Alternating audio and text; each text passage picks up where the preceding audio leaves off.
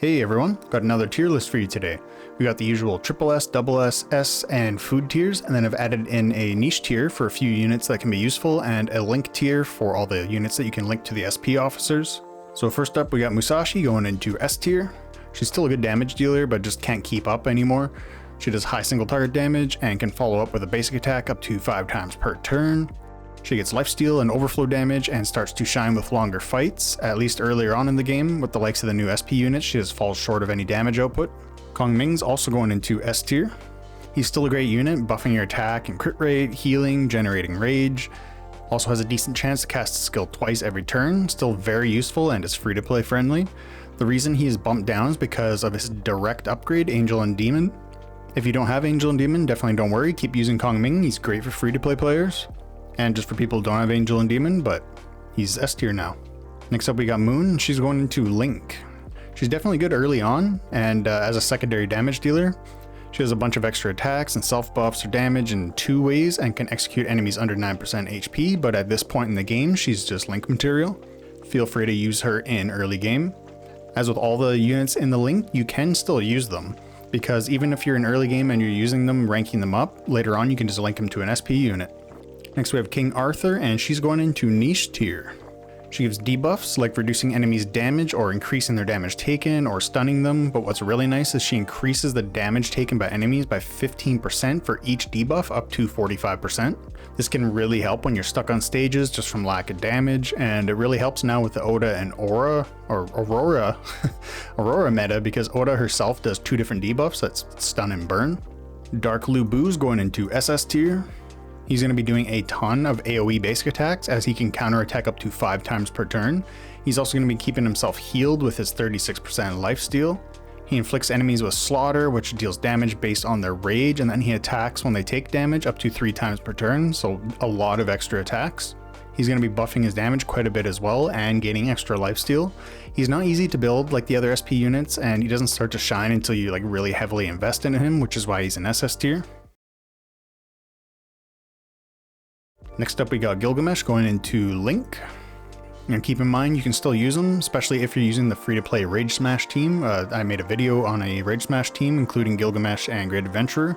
So if you want to check that out, it'll be in the playlist. It's a good free-to-play friendly team, but he's mostly just used for Link now. We've got Cyclops, and he is food. Got Giant Aqua, and she is food, but she's still pretty decent early game. Next we got Lucifer. I'm going to throw him into S tier, simply because of the fact that you can use him in the budget burn team along with Lamia, and that team has some really good outcomes early on. It can be comparable to the Rage Smash team once you got it built properly. He'll be applying the burns for Lamia and we'll be buffing burn damage in a couple of ways. We've got Great Adventure, and I'm gonna throw him into double S tier. He's still good. He still does good damage, just nowhere near on par with like Aurora. He's going to be doing his AoE basic attack at 14 rage, consuming the extra rage for more damage. He still works on teams, and you can use him as a secondary damage dealer like I am right now. And that still works great thanks to having Angel and Demon and Chessie on the team. He's going to be getting more than enough rage to put in some work. Ares is next, and I'm putting him in niche. He can be useful in very specific scenarios because he can take debuffs from his allies, move them onto himself, and then transfer them onto enemies when he attacks. Ren is food, but can be used very early game as a damage dealer. And quick little tip, apparently she won't self-stun herself if she has an invincible shield from like Laplace or who's the other one? Hera. Kengo's just food for sure. Next we got Guan Yu going into S tier, probably right there. Still a good damage dealer, just not on par with the SP units, just like Musashi. He's also a linkable unit, so keep that in mind. He deals high single target damage, meanwhile self-buffing his crit rate, crit damage, and healing himself. He'll be doing extra basic attacks when landing crits and getting extra turns in frequently, and he can deal extra damage based on enemy max HP. Got Nikita, and she's going into food.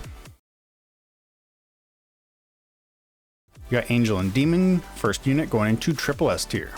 She's an absolutely amazing support unit, a direct upgrade from Kong Ming. Even if you have her at Martial Soul 0, she's still an upgrade. She's going to be a rage generator, ensuring everyone will constantly use their rage skills. She'll also be buffing our attack, crit rate, crit res, all of which are stackable by the way. She'll also be healing us, which with the Spring Renewal potential and Remedial Servant can give us a ton of shields. Her Martial Soul isn't anything crazy. It gives some basic attack and pursuit damage reduction, some lifesteal, some shields, and at Martial Soul 10 can initiate a full team pursuit once per turn, which is actually really nice. But again, it's nothing crazy amazing. Next we got Cyangon going into food, Lady Zen going into food, but still can be used as an early game healer. Got Hades going into Link tier, no real reason to use him for anything else besides that. We got Laplace going into S tier. She's part of the Tank Girls team. I can't remember if I made that video or not. I was doing a 3-part video. I think the third one might have fell by the wayside, but she's paired up with Aquarius to make the Tank Girls team. She applies an invincible shield to the 2 lowest HP allies for 1 turn, and she also becomes a priority target for single target attacks. When paired with Aquarius, she can give her an invincible shield, so the 50% damage Aquarius takes from the entire team will hit the shield, so it's a pretty nice combination. Alice is food. She is so bad. Phoenix is also food now.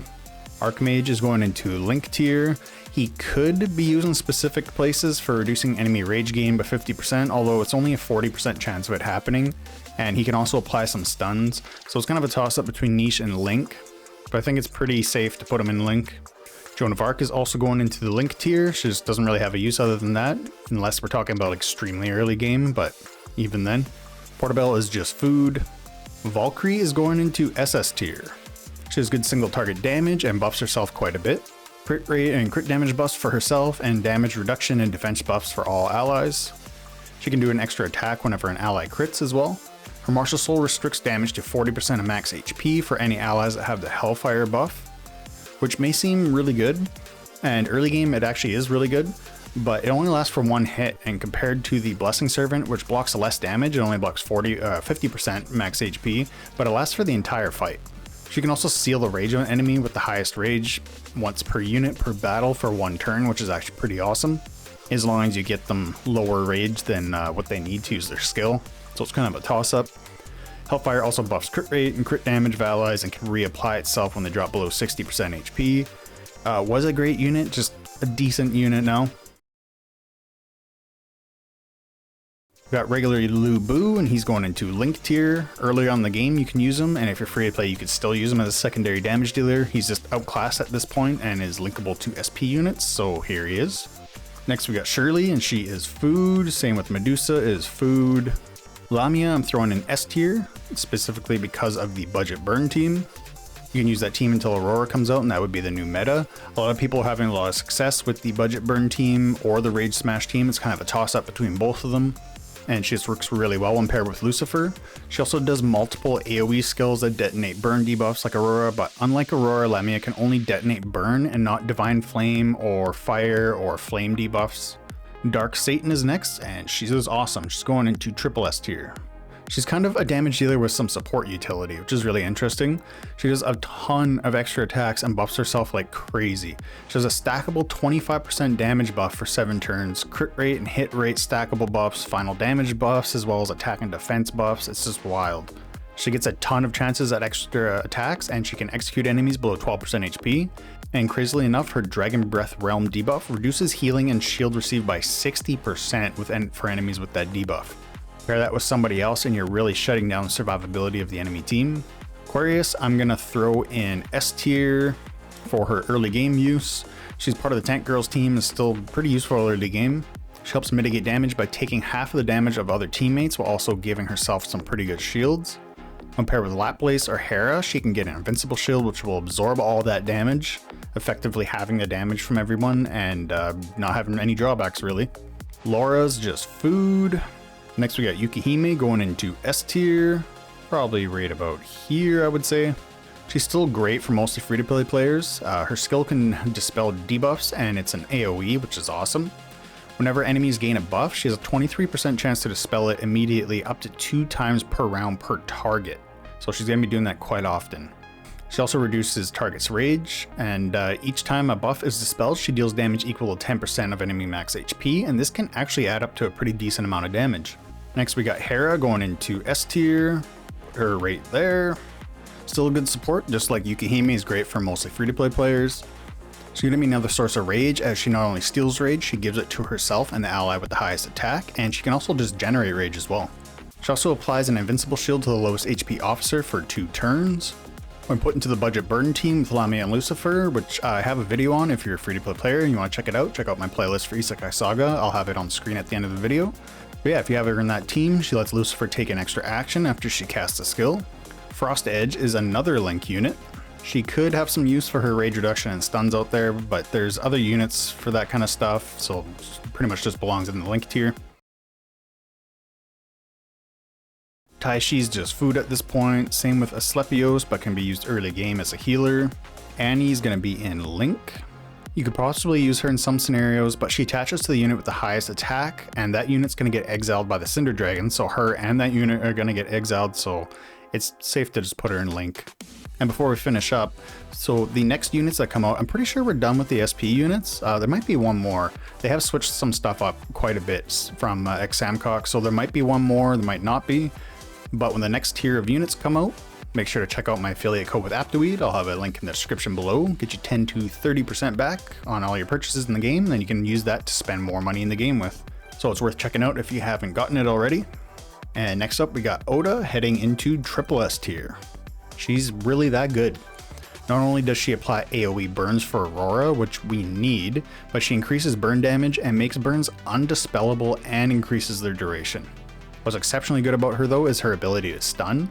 She's got an AoE stun, and she's obviously the best stun unit in the game. She just has so much utility and pairs so well with Aurora, she just needs to go in Triple S tier.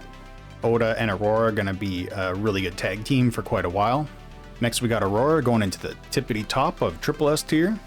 She is amazing. Her skill's an AoE that detonates burn debuffs, and not only burn debuffs, but like fire, flame, divine flame, any new burn debuffs that come out in the future, it's going to be able to detonate those. After she detonates the debuff, she'll then apply a new one that's undispellable, and then she can use her skill 3 times per turn. And then she'll pursue at least twice at Martial Soul 10. She'll also be buffing herself like crazy, 125% damage, 150% crit rate, increasing all fire damage for 25%, 100% final skill damage, 50% crit damage, self-healing, surviving fatal damage. Like, she's just absolutely insane. She's really just that good. Her damage is by far the best in the game, and she deserves the #1 spot. Elven Lord's next, and he's going into Niche. He's good if you need a bit more damage or survivability. You know, he's a good secondary unit to build for the Unparalleled Blessing function because he's also a Link unit. So if you're just leveling up your Blessing, you can always go for Elven Lord. He'll buff damage, final damage, and shield, or damage reduction, final damage reduction, and provide possible stuns. He's got 2 different buffs that he works with. He can also heal, buff crit res, and generate rage for himself, and his main skill actually buffs 4 allies. Next we have Chesia, and I'm going to put her right there. Definitely Triple S tier. She does everything Hera does, which is stealing rage, applying invincible shields, giving the stolen rage to the highest attack ally, and just straight up generating rage. She also lets a random unit take extra action once per turn, and her Martial Souls are really nuts though. She'll be applying Divine Flame with her skill or when being attacked with basic attacks. And Divine Flame is a burn debuff that Aurora can detonate, and it does much more damage than a regular burn. Divine Flame will also prevent healing and reduce shield effects by 50% and restore 3% of Chesia's max HP when the burn damages enemies, all at Martial Soul 8. It also reduces healing and shield at Martial Soul 6, so that's really the goal you want to hit when using her. Get her at least to Martial Soul 6, preferably Martial Soul 8. And lastly we have Susanoo. I'm putting him into Niche. He's also a Link unit, so just keep that in mind. But his AoE increases damage taken by enemies by 10%, and it stacks up to 5 times and lasts for 2 turns. But what's really good about him though is his AoE skill has a 50% chance to inflict Fracture, which is an irresistible debuff that just prevents Pursue. It just shuts it right down. This can only happen to each unit twice per battle, but shutting down Pursue on units like Dark Satan or Aurora can like really hurt their damage. So this guy's really meant for PvP, which is why he's in the Niche tier. We actually got a unit like this in Examcock, and it was one of the last Fable tier units, which are a tier above these SP ones. So for just a regular S plus unit to have something like this is pretty insane. Hey, coming from the future. Now that Thor is released, I'm going to add her into this tier list. I made this tier list like I think a day or 2 before she was released, so she's actually going to a new tier, the Broken tier, because she's pretty broken. So with her skill, she's going to be exiling a hero, And if you give her Sword of the Wild, she's going to be exiling 2 heroes. It's also going to be reducing the rage. She's got like guaranteed rage reduction for her skill and her basic attack. And if she doesn't reduce the rage, they get stunned, which is just crazy. And for the units that are exiled, they're going to miss out on all their passive buffs, their martial soul buffs, their allies buffs, the beast buffs. Like, it's wild. It's actually really, really good. She's going to be letting your teammates attack the exiled units, which is just wild. So they can't do anything. They miss out on all their buffs and they still take damage. And that can happen to each unit twice per battle at Martial Soul 6. Martial Soul 8, there's nothing you can do about that Thor because they're going to be immune to exile as well. And at Martial Soul 10, even if your allies are exiled, they're going to get a buff that allows them to attack anyway. She's just an extremely broken character, especially in PvP. And then anytime an ally is hit with a control debuff, Thor's going to come in. I keep almost calling her Pangu. It's from the other game. Thor's going to come in and reduce the rage with her basic attack. So she's going to really, really mess with the enemy team. And the only counter for her is a Martial Soul 10 version of her. No, Martial Soul 8, my bad. So yeah, she's going in the broken tier. She's broken. So yeah, just keep in mind if you're just starting out, you can definitely use any of these link units, even these food units if you're like really, really early in the game, like the first week or something like that. And there's nothing wrong with leveling up these link units. Just don't level them up in place of a team that you're actually using. But these would be good to level up your blessing function, because later on you can always link them to more units. And that's pretty much it for the tier list. If you disagree, agree, leave it in the comments below, let me know, and I'll catch you next time. See ya.